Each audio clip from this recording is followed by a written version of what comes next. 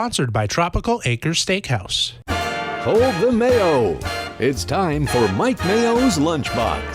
Find out what's being served with Mike, Defo and Lubie, the only show that covers food, sports, and the proper maintenance of your car. And now, a man who had the distinction of having an entire health clinic named in his honor, Mike Mayo. I want the flim flam sauce with the awesome fave with shafafa on the side. Hey, good afternoon, everybody, and welcome to another edition and another week of Mike Mayo's Lunchbox. We're starting off the week with a home show because we had a extra huge, I use the word huge, week last week and weekend. We had a great time at the Gulfstream Lunchbox Brunch Bash yesterday. A nice crowd came out, and thanks again to Joe Beja and crew. And thanks. I also wanted to just mention that today's show brought to you by Tropical Acres, but this is one of the rare times I will say, don't go there tonight, because if you do, you're going to be greeted by a big tent over the whole building, and you won't even be able to find the locked door. They got a little, maintenance every 10 years or so. You got to do a termite tenting. So they are hoping to reopen by Friday. But again, absence only makes the heart grow fonder, and you'll be able to get those twin lobster specials again on Friday nights. They will reopen on the 26th. Meanwhile, Jeff Defo DeForest, Mike Lubie Lubitz, how is everybody's weekend? Defo, you were munching on something before the show, and I want the audience to hear it in full ASMR. I don't know if I want to go Mayo on this. Well, I'm not sure what these are. I honestly, and maybe that's old age kicking in, because I just read the bag. It's some kind of popper. So I thought it was popcorn. It was a Frito-Lay product. Yeah. And it's aerated. It's got holes in it, and it's like puffed. It's not like a rice puff or anything like that. It has a cheddar popcorn, cheese flavor. It's not a potato chip. And I would have to say, this is, desperation is the mother of invention. So, but you were chewing on it before the show, and it sounded so good. I felt. Oh, you want to hear it? All right. I don't want to take your job away. No, here we go. This is good. They have a very nice crunch to them. It's not a potato chip, and it's not popcorn. It's somewhere in between. It's like a pop. But you know what? I can assure you this: it's not good for you. Well, no, because that Mr. sounds Health. to me, I mean, it's not something I really want to be eating, but I'm doing it. it's one of those things that with my conditions, it would be like the ultimate poison for me, because the popcorn part would be horrible for my diverticulitis, and the potato chip part would be horrible for my cholesterol and my impending heart failure. I went today for No, not more tests. Today was another test. Why do you go for tests? Why don't you just live your life and forget about all this? I really believe that this is probably the strategy you should employ at this point.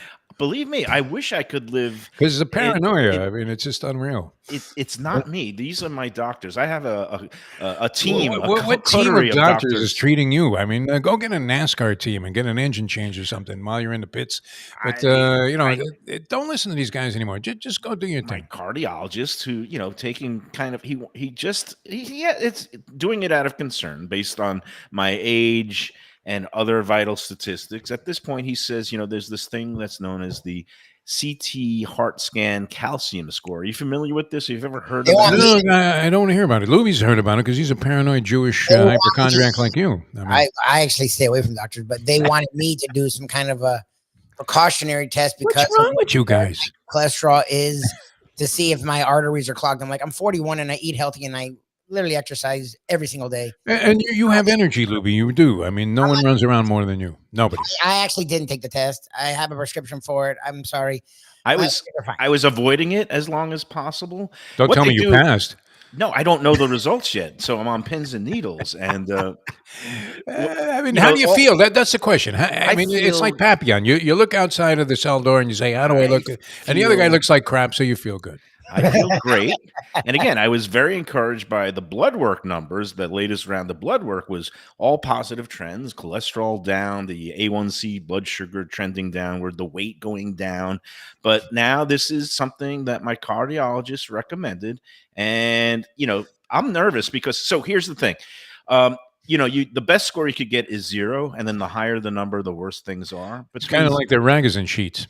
Yes, exactly. You want a freaking zero, man. I mean, it's like, what do you mean I want a zero- zero? I don't want to bet on a horse that ran a zero. It's like golf. The lower the number, the better it is. So, Did you watch that, Mayo? I mean, you would have had some interest in that Open I did, championship. And it was fascinating. It really was great. I mean, it was a good tournament, no doubt. I love the British Open because it's over early. You don't have to spend all day watching it. You know, you get up early in the morning, and then it's like done by 1 or 2. A lot of drama though in this one. I mean, it was tremendous. And was you know, I mean, they fought through unbelievable conditions. And then, you know, I think the professor hit it on the head. You look at England and you're thinking, why would I ever go there? The weather sucks. The food sucks. The people suck. The golf courses suck. I mean, what do you think? I mean, when a shepherd's pie is your signature dish, what is a shepherd's pie? Untrue. I mean, first of all, this was in Scotland. Scotland is not England. But it's United Kingdom. And Scotland has haggis, which is the worst dish in the history of mankind. What is in that? What's in that? Well, it's basically they take a sheep's intestine and stuff it with a come on, I'm trying to enjoy this beer, Mayo. What's wrong with you? It's like a mashed up gruel of like oats and the sheep parts, you know, like all the sheep innards. parts. Sheep parts, yes. Oh, you ate this? I tried it once. I did not like it. No, it's terrible. But Scottish salmon is great, and so is Scottish whiskey. Well, was that on the test to see if you could get the New York Times job? I mean, did you ever have whatever that is you just described? Haggis, something that Sandy Lyle served at his Masters champion dinner. Oh my God! Revulsion of all the other past Masters winners That's back in disgusting. 1987. Imagine John Daly eating that. Unbelievable. Oh God, no, it was bad. Anyway, I'm mad because I don't bet sports, because after the halfway point, when I looked at the leaderboard, I said 2 names, and I told this to Ken, the professor, on Friday after Friday's show at Gulfstream, because he does wager on sports and golf. And I gave him 2 names. I said Xander Schauffele and Justin Rose. And not only did they finish one, I hit the exacta. He could have got the exacta. Then he was second. Yeah, Justin Rose finishes second. But boy, that guy, I tell you what, he putted in some tough luck yesterday. He could have won by 3 strokes just as easily, and it wasn't his fault. Because, I mean, everything he put was right on the money, and he just missed like a zillion putts in the final round. And Schauffele was great. So you would have hit this? I mean, he got the professor, though, I couldn't help but think this. He texted that he had Justin Thomas at like 75-1. The guy's not that far out of it. Gets up to the first tee and whoosh, right away, everybody's pointing to the left, and you're thinking, what's to the left? To the left is like the horizon. And he's out of it from the very first hole. That's a tough one when you lose a bet on the first shot. I exercised much self-restraint in that I did Why didn't you bet this? I didn't text Ken ragging on Justin. Oh no, but that you normally would jump on the negative, but I didn't because Ken came out to the brunch bash yesterday. Oh, nice! How'd that go? I met his mom. Sorry, I missed it. His mother's delightful, and then it was his sister, right? And that's his friend. Oh, that's his friend. Gee, okay. Yeah. His niece, his other family couldn't make it. They had how many people did the guy bring? No, he brought 2 people. Okay. People couldn't. And we had a bunch of others who had some family emergencies that couldn't make it. You know, but did it was you win nice money? The question is, did you, Mike Mayo, and/or Mike Lubitz, win money? I did early, and what do you mean early? So here's the thing. Pat Utter, our friend from Shenanigans, came out with his son, Matthew. His wife went shopping with their daughter or something. They were doing retail therapy. Him and his son did an early morning fishing expedition, and then the 2 of them came to the track. His son is going to be a high school junior at Chaminade Madonna. A very strapping young lad. He plays football. Anyway, did Zagacki go there? Was that Joe Zagacki's high school? No, I don't know. I think so. Yeah, that was Dave Shula's high school. Don Shula's kids went to. I want to say Joe Zagacki, a luminary like alumnus of Chaminade Madonna. Anytime you say Joe Zagacki, I think of that drop that's on the Neil Rogers show. Is that classic or what? Joe Zagacki rhymes with clucks. But anyway. Poor Joe, man. He took a lot of abuse to kids. Pat Utter and I, anytime we get together and start gambling on horses, we start hitting things left and right. Unfortunately, he left after the 3rd race. So you were up at the time. He hit a trifecta for $900. I mean, like he had it like 20 times, and No, I had get it outta for here. just $1, and I got 97. So I'm playing with house money for a little bit, and then all that trickled away. But a great time was had by all.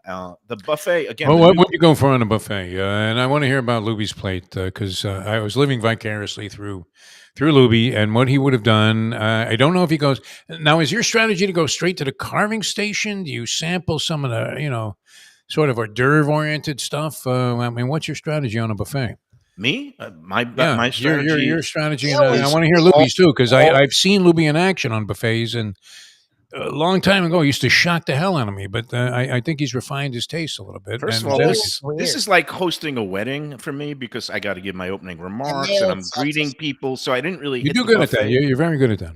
I basically started with some cocktails, and then Val went and got a plate of some of those like antipasto meats and fruit. And Okay. my buffet Was strategy that for is you? that And now does Vale ever We go? Should I fix you a plate? No. we share. Because We no share. guy likes that. No guy likes that. When a We woman says, share. "Can I We- fix you a plate?" It was We like an appetizer. shared. What happened?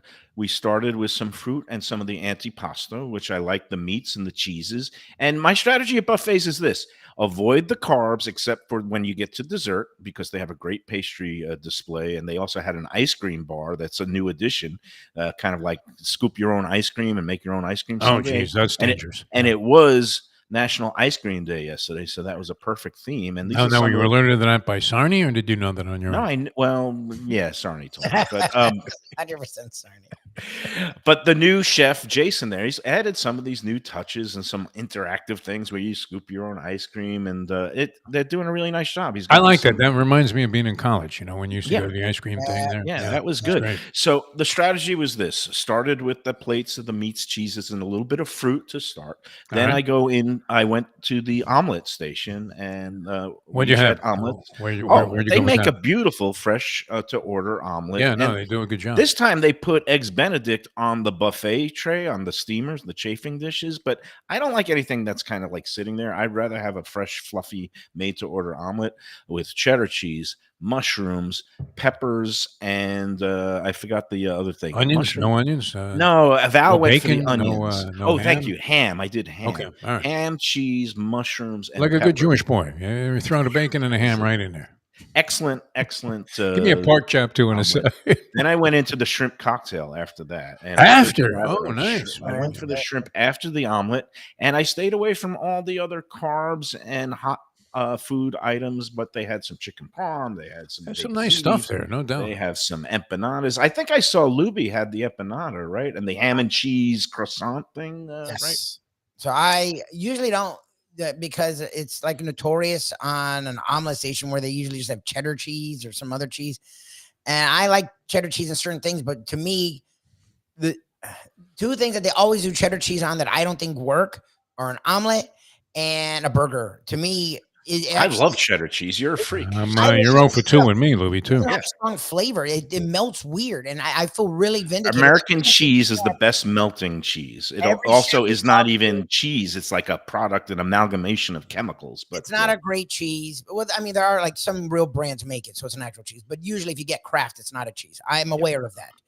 But in those two worlds, it just the cheddar loses a lot of its flavor when it melts. It just does. I don't know. On crackers, I don't mind cheddar, but and when Mayo, can you let this slide without comment? Hey, look, it's food is subjective, and anybody is allowed to have Mac and whatever cheese opinion. You they sound like the woman from the Secret Service that's doing the hearing right now. I don't know if I can answer that yet, but cheddar has its purposes, but for me, in an omelet or It on sounds a burger, crazy to me, but that's it okay. loses a lot of flavor. It's Lubie. But they have- I disagree 100% with Louie on So that. I I forgot- love Louie like a brother and a son, but cheddar cheese is fine, man. I melt a piece of cheddar cheese on my breakfast every morning, and it's fantastic. Oh, the new addition on the thing. Don Jaffe, he was there with his family. I also see Blanche Maines on the chat line. All good to Oysters. see Get everybody. outta here.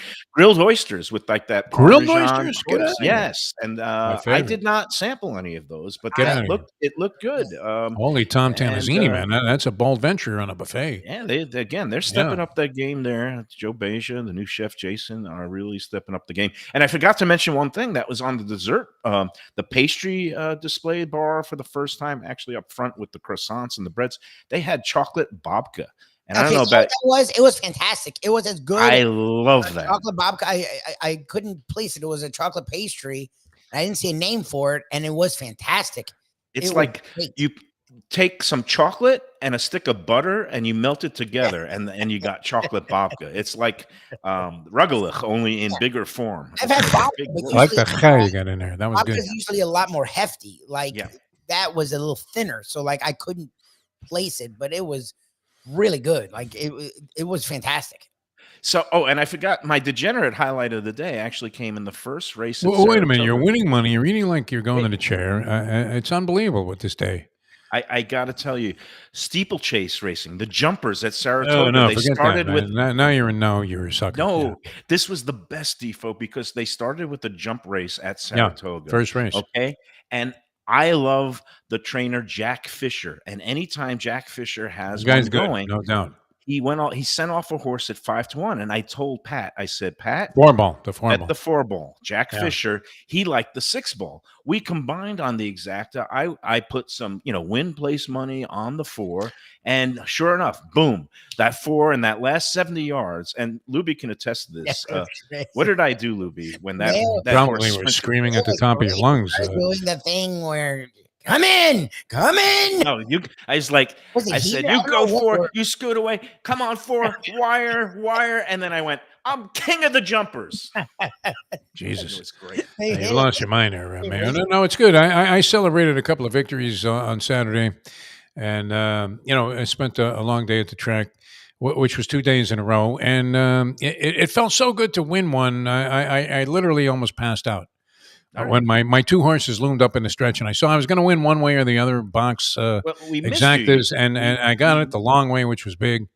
And I nearly fainted. I really did. It had been a Well, while. we missed you yesterday, and in my opening remarks, I just said that Defo said he had some sort of important meeting come up, and I just hope the charges weren't too severe. So Green Light Ventures was a little SEC day of reckoning there, and oh Jesus, no, it was good. I mean, the stock miraculously closed at $1.10 a share, and naturally there were inquiries into how that happened. But am I going to Google your name and see like I don't have that much to do with it. No, charges? I'm the director of communications, so it's important for me to know what to say when certain circumstances arise. Like how I'm not going to even. but you know what this is related to? It's Don't kind of wanna interesting, know. I don't actually. wanna know. Artificial intelligence and artificial intelligence, and you're seeing this a new presence in gambling. I'm seeing a lot of. There's a thing called Win AI now being promoted very heavily about horse racing and the use of artificial intelligence in handicapping. This is either going to bury America, or it's going to turn every schlep loser from Larry the Leaper on up into a winner. Well, what it's done is flattened out every freaking probable. Anytime there's any kind of thing that's screwy in the probables, because they have these computers running scans on what is the double paying, what's the exacta pay, and if anything is off, like these computers come in and then people bet and then smooth out the odds, so that anytime you thought you saw an overlay in something that's a multiple, an exotic wage, it's all very complicated. But all I know is this. It's definitely going to be. I mean, you're going to see a lot about it, and in the immediate future, this artificial intelligence and its entry and inclusion now into almost all handicapping equations. Oh yeah, no, everything is going to Very be interesting changed by development. artificial Very intelligence. interesting. Yeah, I would much rather use my own natural limited. stupidity. That's what I've been using my whole life. Limited intelligence, but you feel like you own that. Now, like even my daughter now at college, I was asking her, how's she doing up there? Is she she's loving it. Yeah, But the other day she had this English paper due. It was like 1,500 words due the next day. And you had to write it for her? No, I said, Natalia, I said, do you use AI? Are you cheating? She goes, well, sometimes if I have trouble coming up with the words, I'll plug it in and use AI, but then I'll put my own spin on it. I was like, I don't know how the judges would rule on that. Is that it's Sammy Sosa time, man. I mean, it's like, I know you did the juice, Sammy, even though we can't prove it. We know you did it. Is that plagiarism? Just if you get a template from the AI and then you put your own spin on this is what kids are doing. You were happy to read the Cliff Notes and come up with half a conclusion that was it's acceptable. But now it's a whole different world. But it's coming into gambling, Mike Mayo, and it's coming so quickly everywhere that everybody is concerned. So there was a little emergency board meeting of the the powers that be there at Greenlight Ventures, because we're Okay. diving heavily into this. All right. Well, we did miss $1.10 you. a share, Mayo, and- I could recommend a buy to you. You know, I'm sitting that one out. GRNL is a symbol. until If you want to all look at my insurance money, and then I'd rather put it on a steeplechase race at Saratoga than. Well, if you have the winner, I mean, man, you love that guy, though. You've mentioned that before. That's not the first time you've used this guy in a It's one of theory. my angles. It's proven Yeah. effective. But you missed the highlight. Well, it wasn't the highlight of the day, but Was my Lubie- girl there, Blanche Means? Yeah, What was she Blanche there? is there. Okay. Yes. The Jaffies were there. And A couple of others. Steve Eckert, who's in the hat this week. We got to do a contest. what about the green-eyed girl? Is she no longer No, we on didn't the list see of her. favorable She's people? out. Did She's not old. see. She's No? on a different work schedule now. She usually watches. Judy Jarecki, right? Judy watches the show She's later. in North. She was Bonnie's old bud. I see Bonnie on the. How's on the Bonnie chat doing line. tonight? She sounds good, Bonnie. She's all right. Yeah. Yeah. And you know what? I thought of her this week because she has not been entering the contests because she's up in North Carolina and maybe she feels like she can't redeem it. But her number is always number 8 because that was her late husband's Richie's favorite number. And both races in the contest this week came up 8 balls. It What was the Eddie Haskell one of the races? No, I forgot Oh. that the Haskell was running, and just as well because it was all chalky there. And then Dornock, that was the horse that got me out for the year, practically. for you. But Yeah. anyway, you missed the highlight yesterday, which was Lubie bursting into tears No. when the news broke about. Oh, Biden? Yeah. I was fine. I was planning on leaving at 2:00 anyways, so it was annoying that happened. Yeah, he got And I'm very like, upset. I leave now it'll look weird, but I'm like, I'm not gonna stick around now because of the news. So I left it. Yeah. I was planning on leaving it. I was there for over 2 hours. I'm like, I'm not gambling on anything. All right. Or to eat. I thought I detected a couple of tears. So I I thought was you got frustrated. misty eyes. I was just frustrated because I think the whole thing's stupid, as anyone who listens to me. This All morning. right. Well, without getting into politics, I do want to bring up one thing. It was about, good, though, that it happened on the same day that Jim Leland got inducted into the Baseball Hall of Fame because he would have yanked Biden after 8 2/3 of a no-hitter yeah, also. That's it. Yeah. And that was the analogy a lot of people use. The pitcher, the starting pitcher who did a valiant effort and then just ran out of gas. He did look like a shot fighter, though. I mean, I have to say, Well- I agree with you on appearances, Mayo, and you having a very astute knowledge of politics, having covered it for years with the Sun Sentinel. People forget about that stint because you were a sports writer. It was a lot of fun. Then you became a city guy. You were dead serious. Then you started eating for free everywhere, and became a very favorable guy again. Yeah, I mean, unfortunately, appearances mean a lot today, and in politics. yeah, I all mean, about the last couple of weeks. I mean, the one guy's got his hand up in the air, and he looks like he just fought Arturo Gatti, and the other guy basically can't even get up a flight of stairs. policies and substance and things that sometimes takes a back seat in this instantaneous 24/7 social media world. It's not fair. The universe is not fair. I've learned this often in my life. But How are you not a correspondent on like CNN or something, though? I mean, I threw it all away for the food. I threw it all Okay. away for the food. It looks like Lubie is either frozen. Look, you went or- in the dark and he froze. pondering. That could be in anything for us. Michael.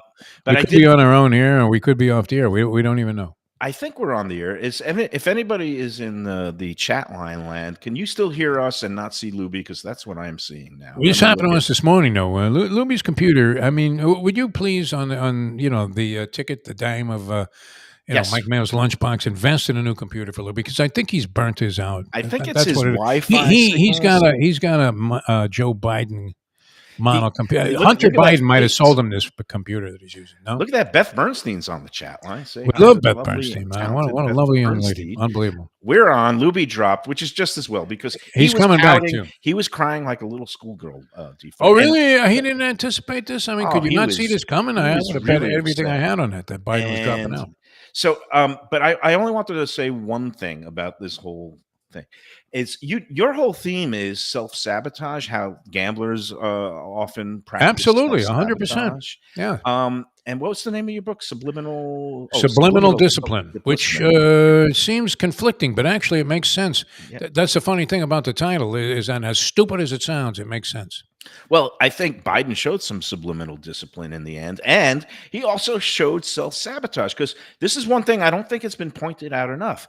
But who was the one who wanted to debate early this year? Because Oh, usually- no, that was a disaster. I mean, that killed him. usually Yeah. debates are conducted, in September and October. Right Trump before wanted the no part election. of this, too. He didn't want to go head to head with And anybody. it was Joe Biden who threw down the gauntlet and say, let's debate at the end of June. Oh, And I my think it was gosh. partly because he knew that he was behind in the polls and he wanted to change the narrative. Well, he changed the narrative all right. Oh, my And God. can you imagine, though, if that debate didn't happen and they were still able to kind of hide his worsening condition, and that the first debate didn't occur till like September 22nd or 29th, Oh, it would then have it's been too a late. bigger disaster. Yeah, it's probably too late already. It's too late, baby. Carol King time. But nonetheless, I don't know that there was much choice there. And then the debate could not have been a worse idea. We're I gonna mean, let you can't stumble your way through that first answer like you did. anybody who watched the first 10 minutes. And There he knew is, you were like Lubie, that, back. knew he was done. He was a shot fired. All right, we've got to take our first break. And Lubie, sorry you missed the political portion of today's show. Lubie's okay. He's resigned to what's happening right now. He's all right. Yeah, well, look, Yeah. everybody, I urge everybody to register to vote and to actually go out and vote, no matter who your preferred choice is. Is there an official endorsement of the Mike Mayo Lunchbox? I think we're all in unanimity here, which is rare.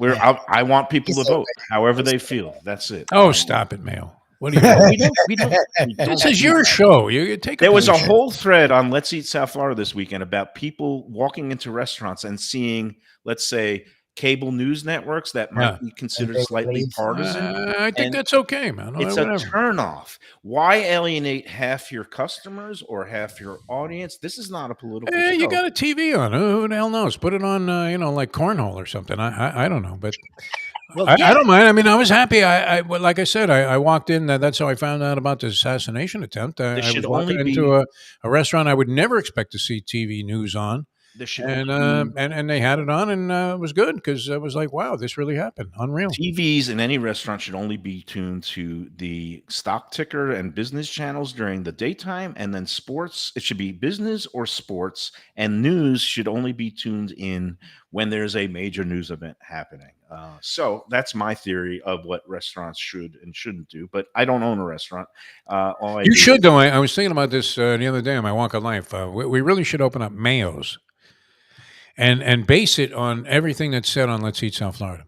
All right. Like our complete hospitality stand should be based on the we got critiques on the website. to get to. The Let's Eat group was very active, and I've got my text lines were burning up because it's a full moon this yesterday, and whenever there's notice a lot of hair on my face? people get crazy. That's what happens to me, yeah. People get crazy, and some of the chatter, and I took a lot of incoming. People don't seem to like that that I no longer post negative reviews, but I will post critical comments of people who unfairly maybe post things. Oh, you destroy people on there. Yeah, which is and I think you get a real great deep satisfaction. Well, we'll talk more about all this stuff, but first let me put in the good word about our friends at Casa di Angelo. Angelo Ilia and his crew do a fantastic job on the finest in Italian cuisine, hospitality, wines. They have wine list and wine cellar there at the original location in Fort Lauderdale there on 1209 South, North Federal Highway there, right around the Big Bend.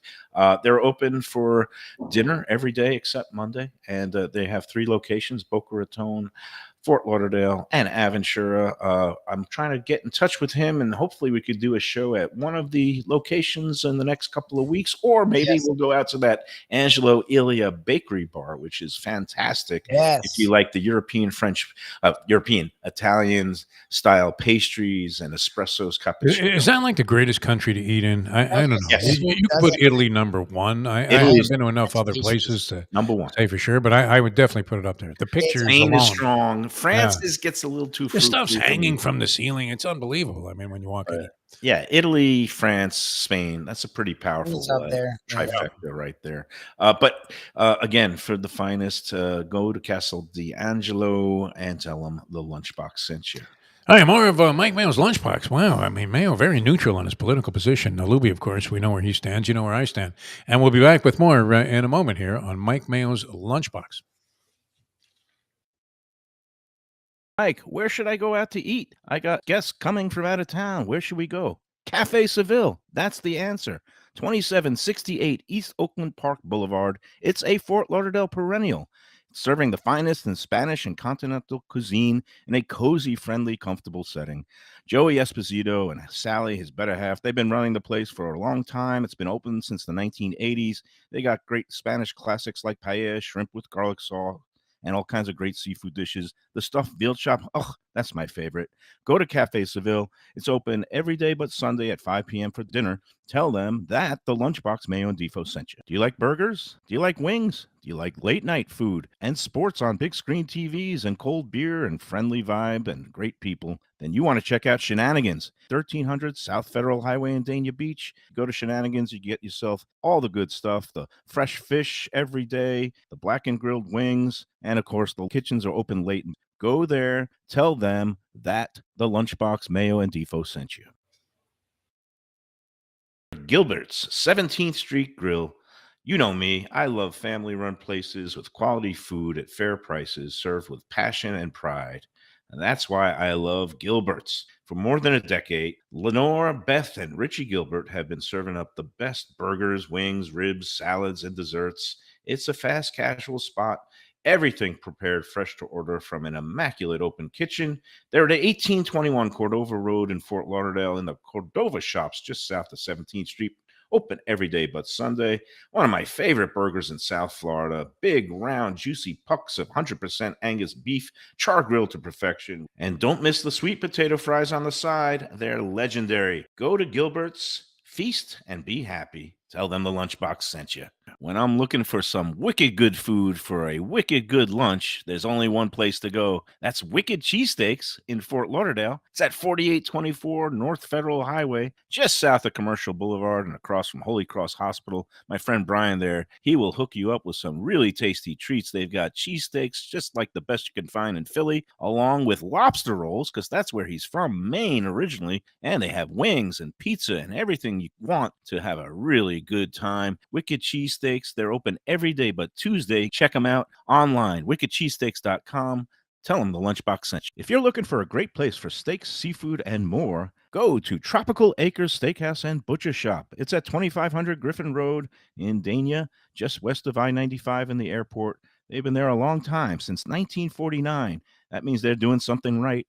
You'll get old school hospitality from the Studiali family, along with great value, tremendous service. Of course, you could also go into the bar for happy hour every day, 4 to 6, and they have great value all night long. Also, a butcher shop that's open every day from 10 a.m. to 6 p.m. except Sunday. The dining room is open every day at 4:30 except Sunday. Go to Tropical Acres. Tell them the Lunchbox sent you.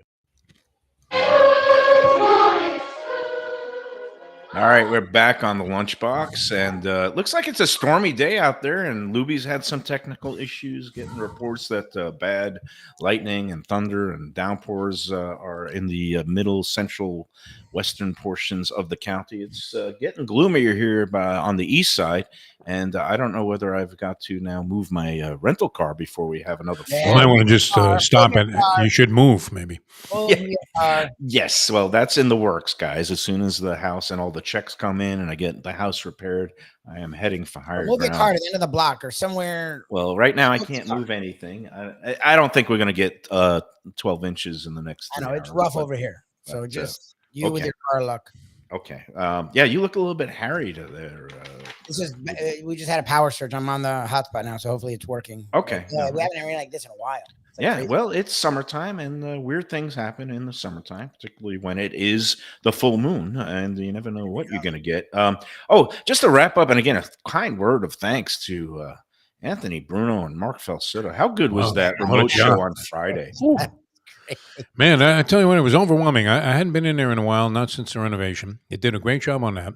Beautiful, You're right? thinking about this, Mayo, and you're all into the business of restaurants. I mean, look, there was no guarantee that when they invested all this money in the renovation that it was going to come back. I mean, the one thing that would be the constant that would bring people back, that really is the mainstay of any restaurant, is how good is the food. Yes. And I would have to say, I've eaten there many times, and it was a great reminder that the food there is great. And then on top of that, it's a terrific dining experience all the way around.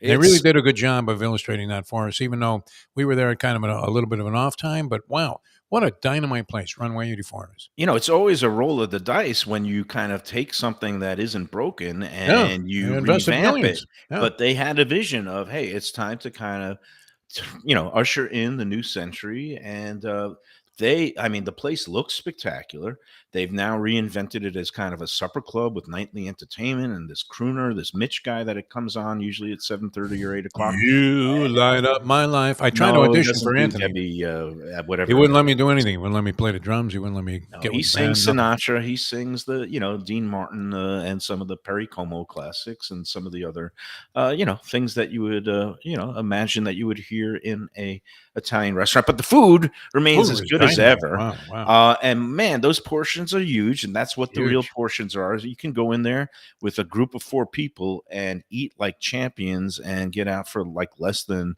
$100 a head, depending on what you're drinking. I mean, it's great stuff. And I had that spicy rigatoni alla vodka was like $29. The portion was big enough. I mean, we ate like we were going to the chair there. I took a little bit of it home, and it lasted me the whole weekend. It was phenomenal. I still have some in my fridge, including that's chicken scarpiello, a little piece of that veal, the veal chop on the bone, veal chop was great. Danielle, Awesome.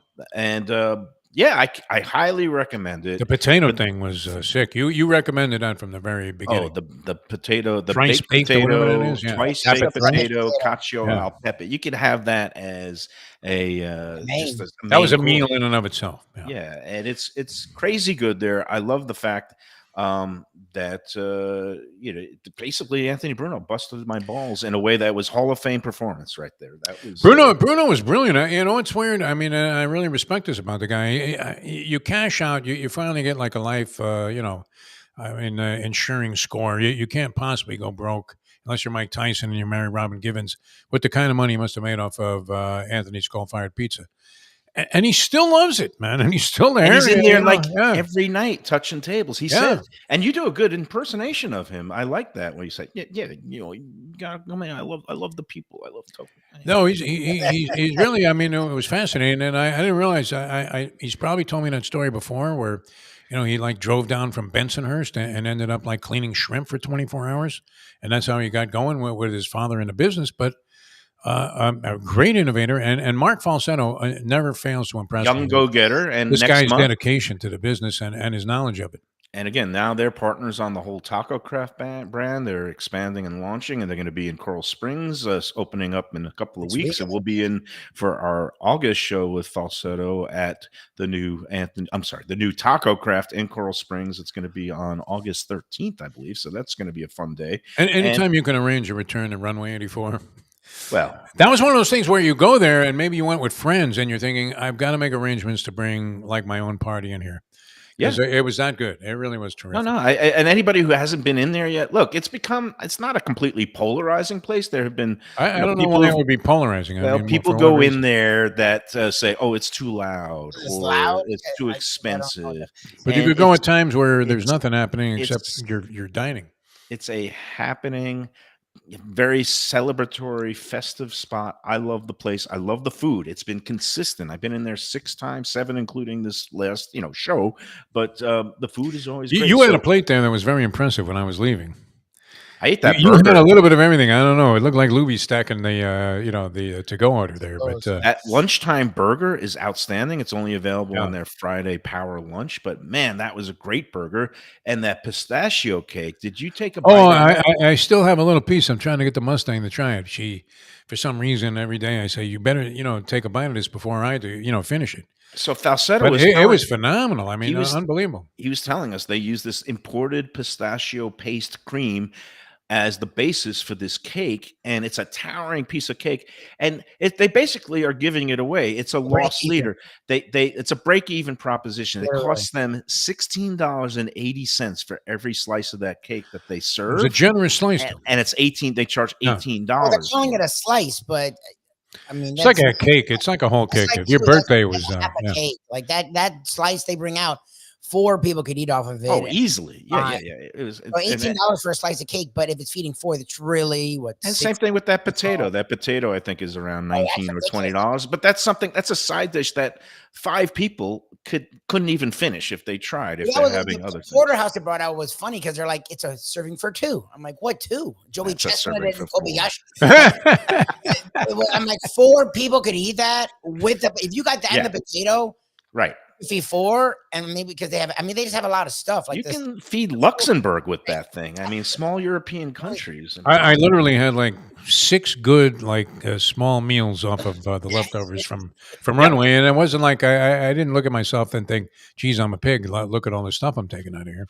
All right, But let's yeah, it was great. let's dispense of. I've got the contest. Oh yeah, what happened? Here. All right. Well, we got a 3-way shake this No, week. Eddie Haskell. I can't believe you didn't have door knock as part of the proposition there. Okay, What's nobody the matter with told you? me on Friday when we were organizing the show until I had already constructed the contest that the Haskell Steaks was this weekend. It used to be the last weekend in The July. Eddie Haskell. I love that. The gods have totally shuffled the order. You of ignore things. the state of New Jersey. You don't like their restaurants. If I mention Chef Volla's, you go nuts, which I will be going up there in a Stinky couple of state weeks. with Yeah. the smokestacks belching all kinds of noxious fumes.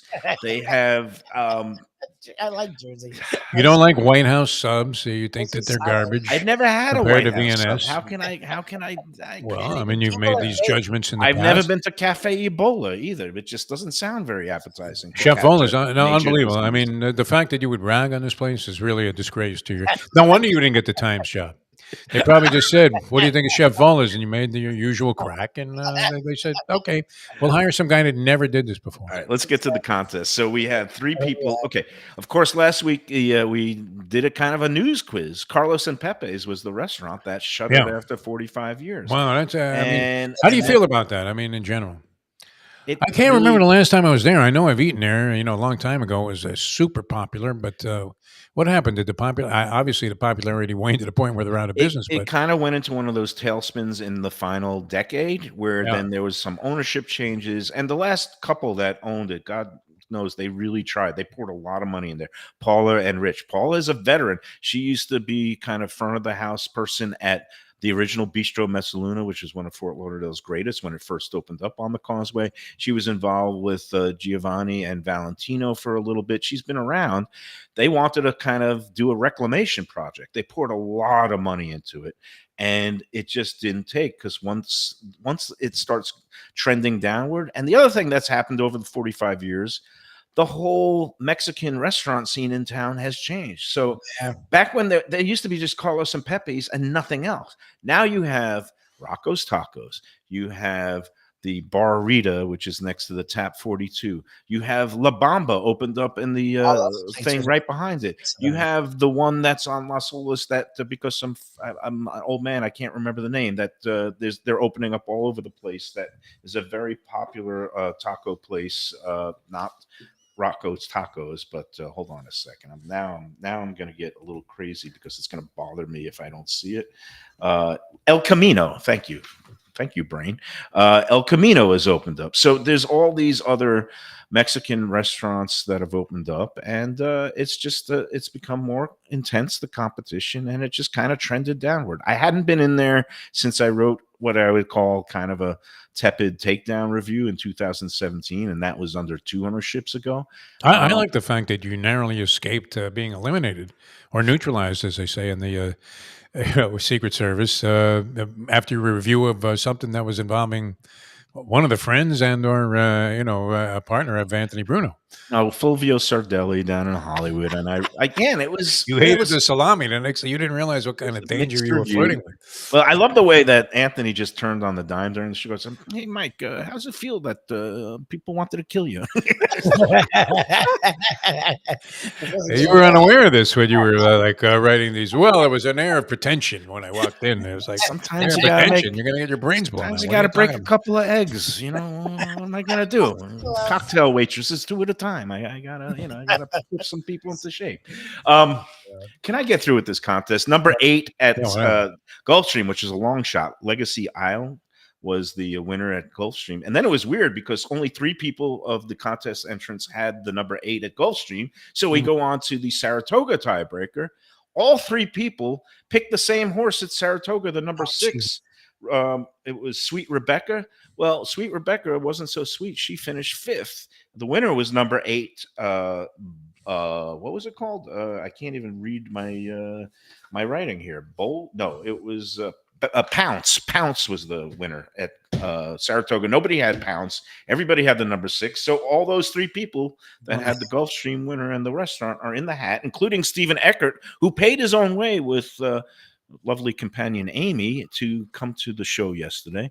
And then there's, I believe, a couple of first timers in the hat. But anyway, we're going to just put our hands in here, not looking. And I'm going to pick out a slip of paper.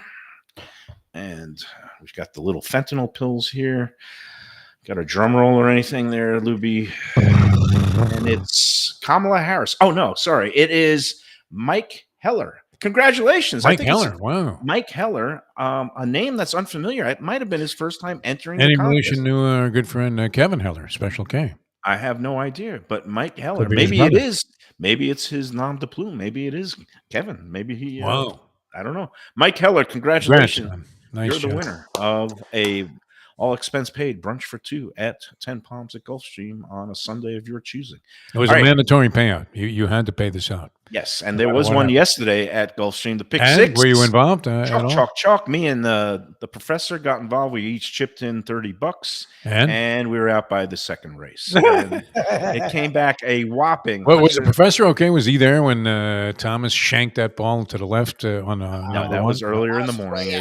All his golf hopes had already evaporated. He knew. I mean, the guy would have had to shoot 9 under to win it, so it's not like Scottish he was breeze. in But there with a shot. Ken took everything in good humor yesterday. He had a good time, and yeah, even though we went down in flames, it was a very chalky pick six, and it paid $128 for the 20 cents. So not very good. I did have 4 out of 5 in the late pick 5 at Gulfstream. I got back on my $8 play, $10.80. It's a profit, my friend. 25% on your money. Hey, we gotta do another break, and we gotta talk about our friends at Batch New Southern Kitchen and Tap in Fort Lauderdale. Rave reviews, my friend. Rave that has been getting some great reviews. on Well the Let's deserved. Eat group. And again, Kevin and Brandon do a terrific job of they reach out to people that the hospitality doesn't just extend to the people inside the restaurant. They are now doing outreach to people who are commenting on Let's Eat and say, hey, come on in and I'll buy you a drink or an appetizer. And that's all part of their philosophy there, that unreasonable hospitality that they talk about, which is totally reasonable, but that's the name of a book that Brandon gave to me. And that just explains their whole philosophy, where they want to make everybody happy, and they do it with great food, great cocktails, great drinks, great service. And you're going to have a good time there, especially if you go for their weekend brunch service. It's very popular. They have, unlimited beverage options if you so choose. They also have great Southern cuisine, both, the healthy dishes like salads, and they also have the fried chicken and waffles, shrimp and grits, all your favorites. Again, they got a free parking garage right next door in the apartment building. 4 hours of free parking makes it very hassle-free, covered parking. You don't get rained on. Just go right across the street. You'll be in there. Tell them the Lunchbox sent you. Great food, man. Great spot. I'm happy to see the rave reviews on Let's Eat South Florida. It's fantastic. I love the well deserved. All right, we're coming back. More Mike Mayo's Lunchbox on a Monday in a moment.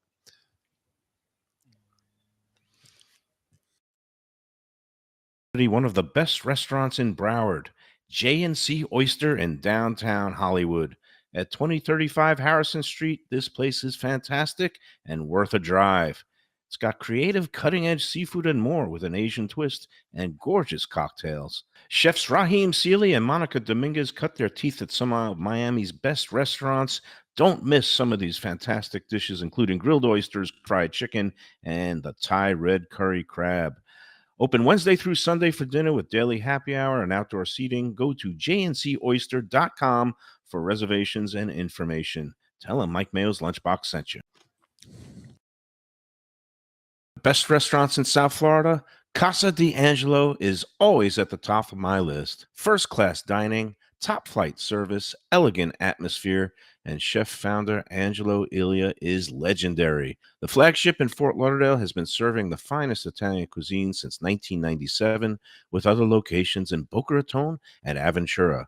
As Angelo himself says, they have an unwavering commitment to unparalleled quality with meticulous attention to details. It's so good, with house-made pastas, pristine seafood, unique meats like elk chops and bison, and seasonal specialties including fragrant fresh truffles from Italy. All locations open 7 days for dinner. Reservations recommended. For a special occasion or any occasion, Casa D'Angelo. Tell them Mike Mayo sent you. If you're looking for an exquisite sushi experience, Kaizen Sushi Bar and Grill in Fort Lauderdale is the place to go. 5640 North Federal Highway, just north of Commercial Boulevard. Chef owner Hui Lam, he's a sushi savant, slicing and serving pristine fish and seafood flown in directly from Japan and around the world. Nigiri, sashimi, special rolls, and omakase dinners. He's ruined me from going anywhere else. It's that good. Open 7 days for dinner and also for lunch. Even if you're not a sushi fan, they have great cooked options, including steaks, chops, rice and noodles, and other Japanese dishes. It's fantastic. For reservations and information, go to kaizenflorida.com. Tell them Mike Mayo and the Lunchbox sent you.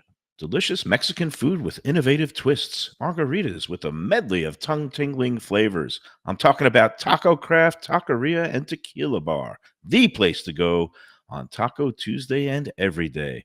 It's located at 510 North Federal and Highway in Fort Lauderdale, and also in Lauderdale by the Sea at Plantation Walk, and soon in Coral Springs. Taco Craft has specials every day, including bottomless drinks for a Sunday brunch, and Taco Tuesdays with their $4 premium tacos, including their new birria tacos with bone marrow broth. Oh, it's so good. They've even made a taco lover out of me, and they've got so much more, including fajitas, that open-faced smashed cheeseburger tortilla that's new, and a guacamole sample that's an explosion of flavors. The kitchen is open late. There's delivery and takeout. For more information, go to tacocraft.com. Tell them Mike Mayo, the Lunchbox, sent you.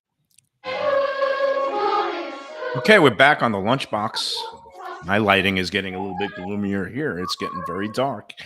I'm getting a little nervous. I can't file a claim once the other claim is still pending. So it does me no good if there's another flood right now. So we'll see what happens. All right. Anyway, I wanted to get into some of the latest mishigas on Let's Eat South Florida.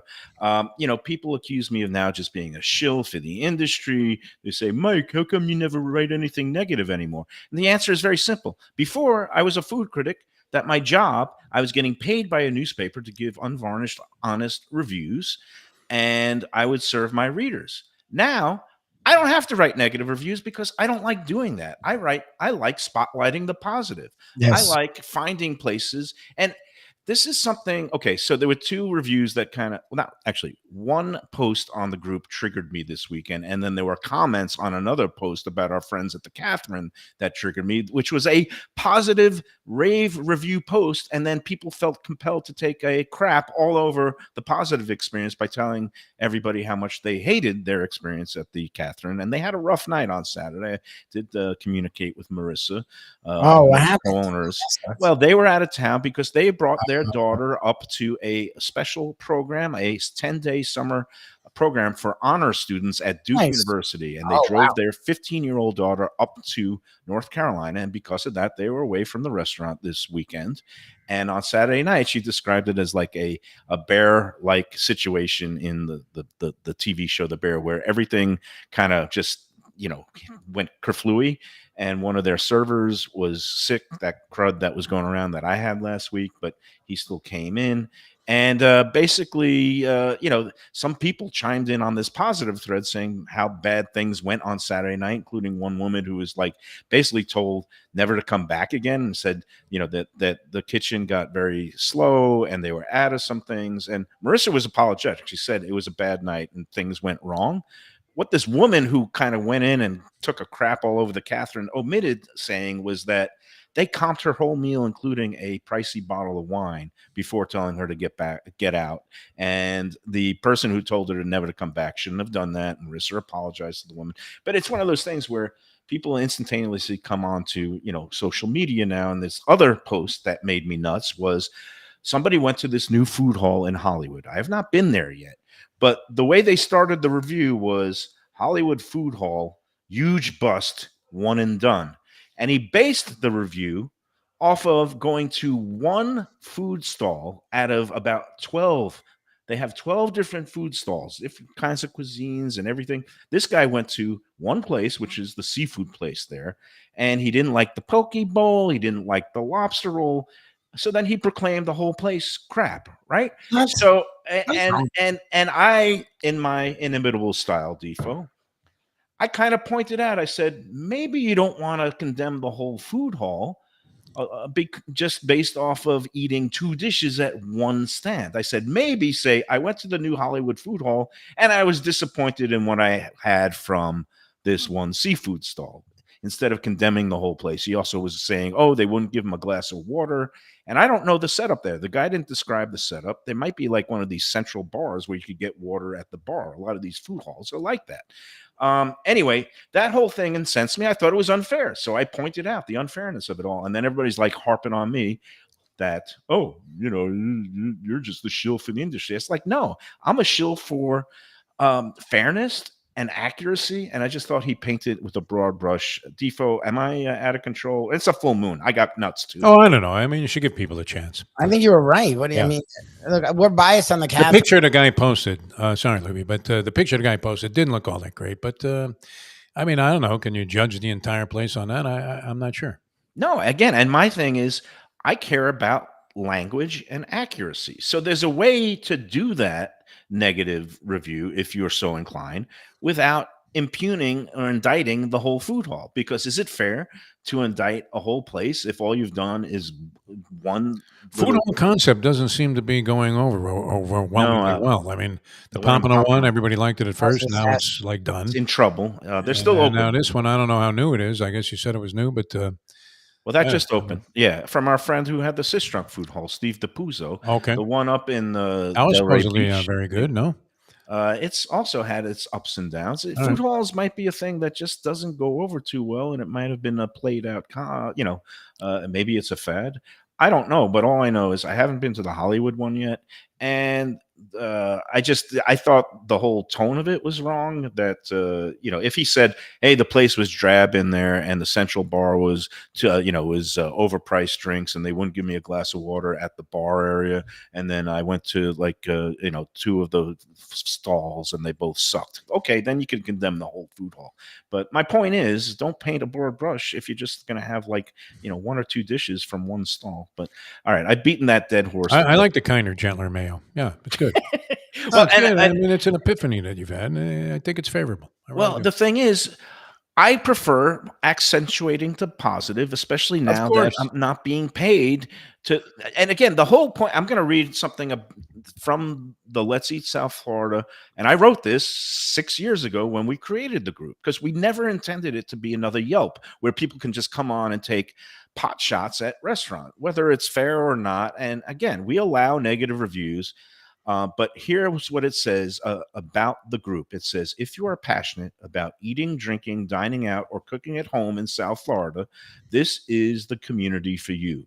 We share restaurant news and recommendations, discuss food-related issues, and help others by answering their restaurant and food queries. It doesn't say we come on here and take cheap shots at restaurants if you've had one bad experience or one bad dish. And because that's why Yelp exists. So we never intended for people to just come in and say, oh, it took me an hour to get my food, or they had a half-hour wait, or they charged me $1 for water. You know what? I'm with Reno now. Screw all you people. You suck. All right. I got to bow out on that note, Mayo. I got to call my buddy the Greek in Palm Beach. Go for it. We got to take a break. And with that, let me put in the good word for, hey, come on out and mingle with us for our first. We're going to have a great event along with the Visit Lauderdale Food and Wine Festival. That sounds good. All right. I'll see you guys tomorrow. See you guys tomorrow. See you tomorrow, Defo. We're calling it the Pearl Jam by the Sea. And it's going to be unlimited oysters on the half shell, unlimited sparkling wine, bubbly. It's going to be a great time. Good news, Lubie. The VIP tickets are almost sold out. I think there's 2 seats left at the bar area. So now we're going to turn our focus to the general admission seating, where you get 3 hours from 1 to 4 p.m. Saturday, August 10th. It's with our friends at Even Keel Fish Shack, Lauderdale by the Sea. And that is going to be a fine time, a really fun time. So go online to get your tickets now.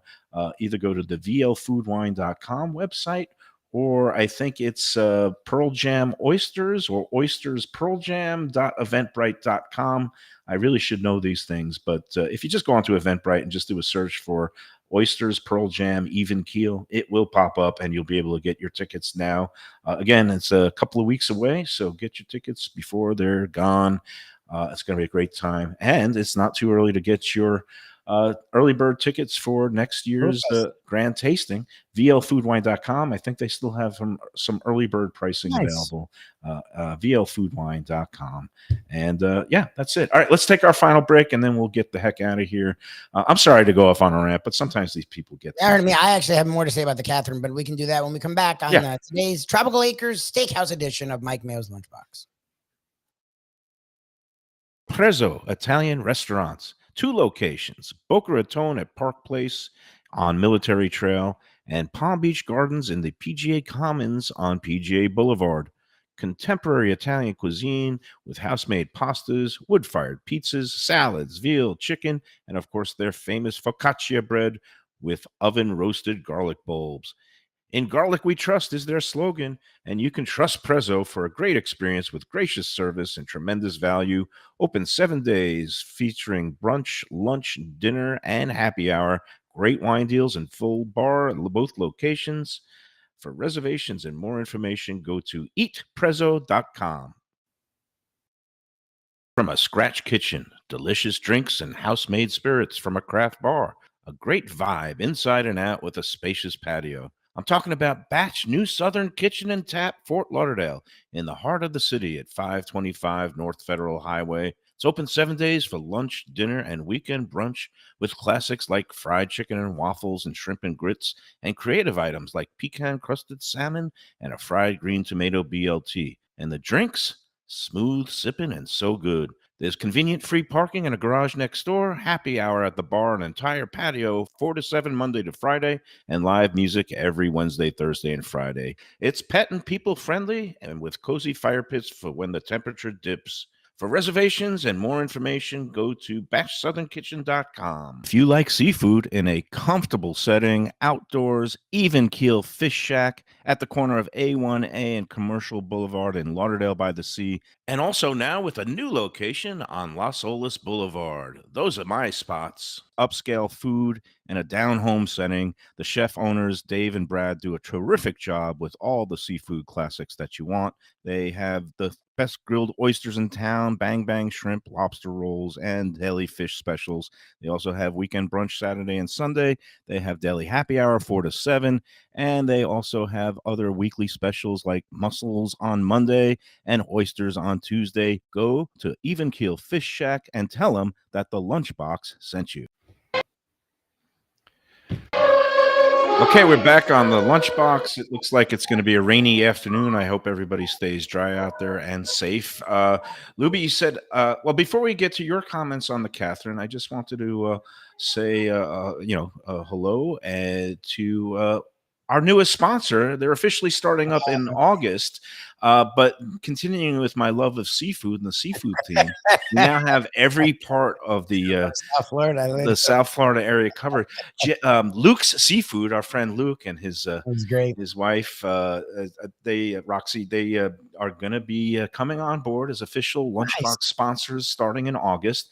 But I did want to just say that, they're closed on Mondays. They're open for lunch and dinner Tuesday through Sunday. Sunday, they close early. They have a nice brunch there on University Drive. I should know the address, but it's just above Sterling.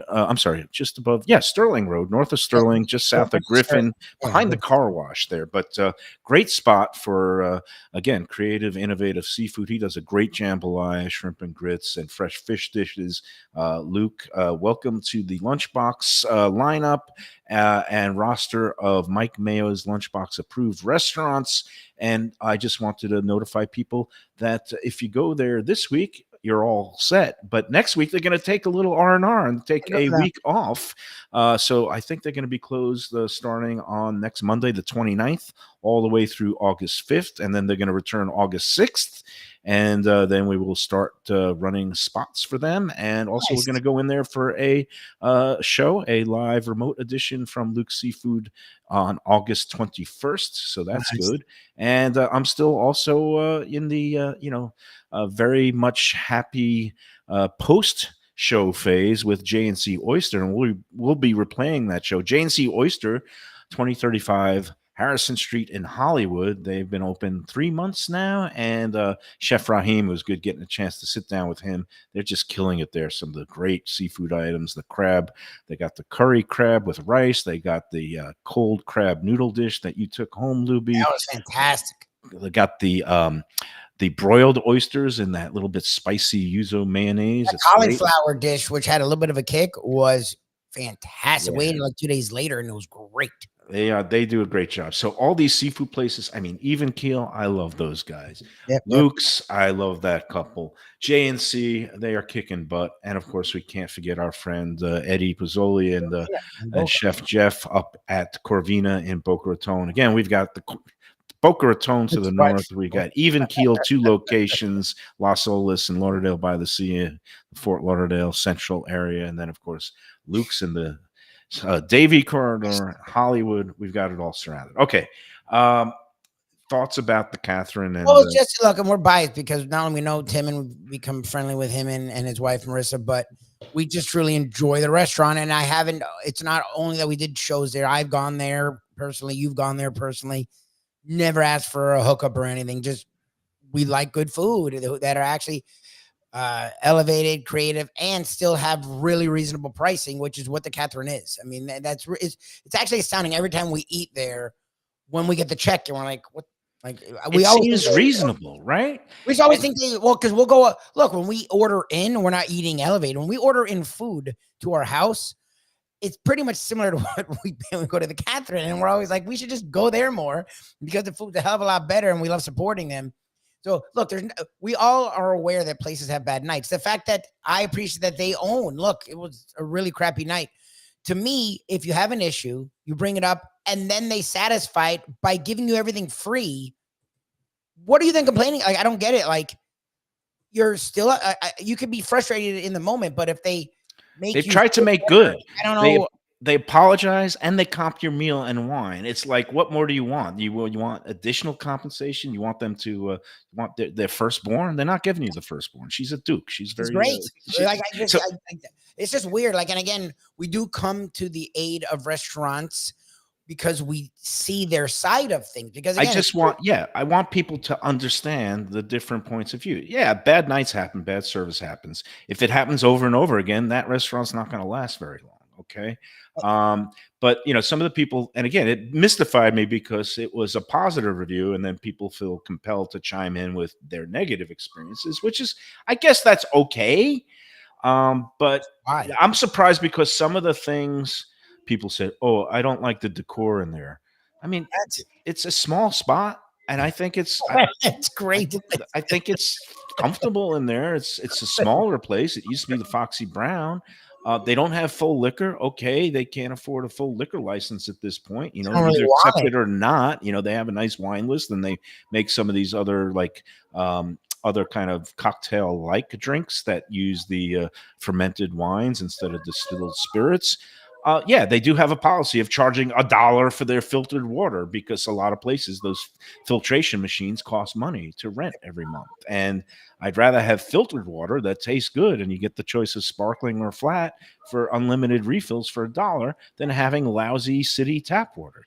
I could go on, and I will for another minute because, I like Marissa and Tim, and this is the type of restaurants that we should be embracing and encouraging in Fort Lauderdale. It's not a big corporate chain. It's doing some different innovative things. They have some kind of oddball dishes like the French fries with the clams, and people are ragging on it. Fantastic. Like, oh, why French fries?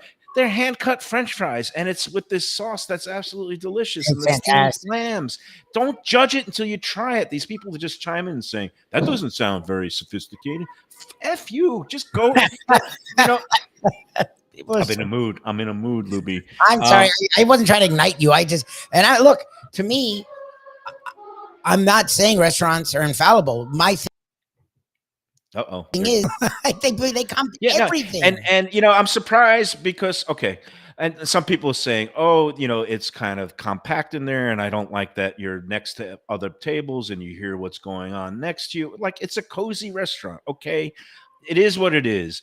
It was cited by the New York Times as having one of the top like 50, or was it the top 20, 20, top 50 top dishes 25, 20 dishes in the in country? all of the country. That fish with the red Thai curry sauce. They're doing it with the branzino now. Back last year, they were doing it with the local fish with the I think it was a snapper, but whatever fish they're using, it's a delicious dish. It got recognized by the New York freaking Times food writers, who are pretty good at what they do. Even though I'll never be good enough to be one of them. No, I'm good enough to be one of them. You Just chose not to. I've lost my window of opportunity. But the point being that they have some good dishes, and then people are saying, "Oh, and a guy I respect because he's a friend, and I see him. He's been on the chat line here. He watches the show. Craig, he had a bad experience there. He said that the portions were small and he didn't like the food.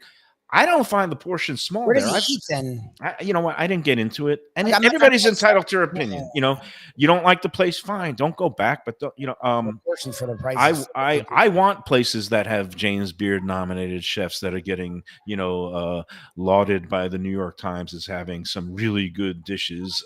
I want that in Fort Lauderdale. Well, they don't gouge you. Like, that's the thing, is it's cool. Like, I who don't eat at all these highfalutin places all the time, because I do have to watch the money I spend, can afford to go there and not go, oh crap. Like, I think that's cool to get, because that's Timon's point, is he wants people to be able to try different things of different levels. It's kind of like a be screwed. A tapas style where, if you group of four, you're going to get like 8 dishes, because some of them are in the, $12 to $15 range. It's not $50 a dish. It's not $35 a dish. Nope. I went with my daughter. We had like 4 different dishes. Our tab was like $80. Yep. And it was plenty of food for 2 people. I mean, I don't know what's going. Look, I'm an obese guy that has all kinds of issues now. I don't need big portions. I need tasty portions.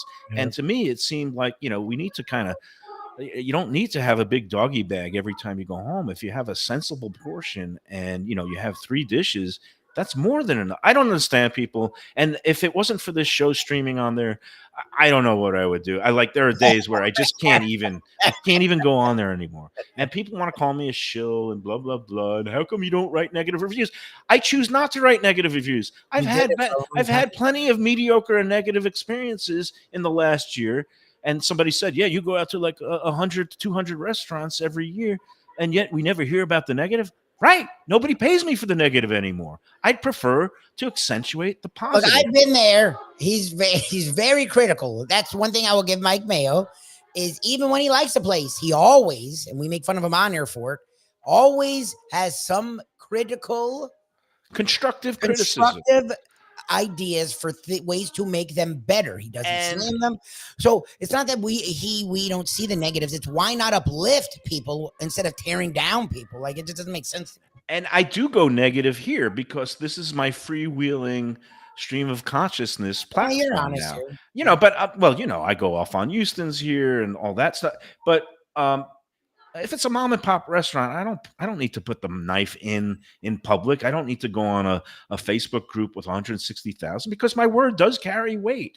And I would rather have a private word with the owners. Yep. And, even this goes for our sponsors. Like, sometimes I've had, some thoughts or notes for them, but I don't air it in public. I tell them about it. And sometimes they actually take the note and improve upon a dish. And I love seeing that. And that's the kind of way, that's how I work now. And if you don't like that, go screw yourself. Man, I got going today. Lubie, hour and 12 minutes into this thing. I think I need a vacation, and I am going to be taking a little bit of a break when I go pick up my daughter from school in a couple of weeks. We're going to go to Cedar Key for a couple of nights, and we're going to take a 3-day weekend. So we'll replay the Anthony's Runway 84 show. And we're going to replay the JNC show sometime next week. I think next Monday we'll take off also. Kind of take a couple of Mondays off in a row, because it's that time of year. So we'll talk about that more afterwards. I think I got to everything today. All the spots, all the people. Thanks for hanging in. And tomorrow we'll be home again. I'm trying to get a show lined up somewhere in the next 2 days. But meanwhile, we know we'll be at Even Keel Fish Shack, Lauderdale by the Sea, on Thursday with our friend Brad. We'll be previewing the Pearl Jam by the Sea Oyster Festival. Nice. And back at Gulfstream on Friday. So until tomorrow, enjoy every sandwich.